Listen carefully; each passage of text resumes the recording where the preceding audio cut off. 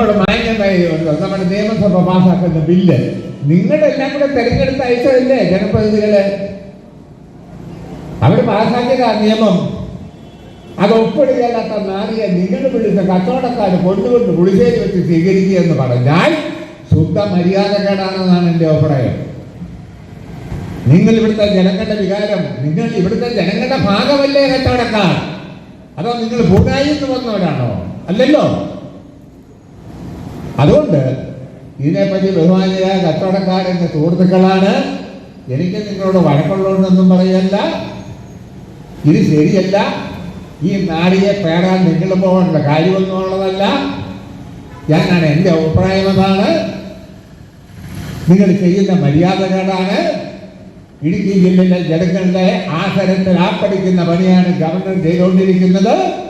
ആ ആപ്പടിക്കുന്നവനെ ഇവിടെ വെച്ച് കൊണ്ടുകൊണ്ട് പുളിശ്ശേരി വെച്ച് സ്വീകരിക്കുന്ന മര്യാദകേടാണ് നിങ്ങൾ കാണിക്കുന്നതെന്നാണ് ഈ ഉള്ള മണിയുടെ എൻ്റെ ഒരു തെളിയ അഭിപ്രായമാണ്.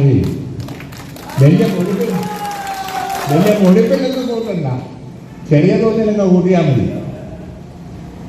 അതുകൊണ്ട് പിന്നെ നിങ്ങൾ ആലോചിക്ക്, അന്ന് ഇടുക്കിയില്ല പ്രവർത്തിക്കണമെന്ന് വേണമെങ്കിൽ തീരുമാനിക്കാമല്ലോ. നമുക്ക് വേണേലാകാം, സമയമുണ്ട്, സമയമൊന്നും പോയില്ല. അതുകൊണ്ട് ഏതായാലും ഒരു മര്യാദകേടുണ്ട് അതിനകത്ത്.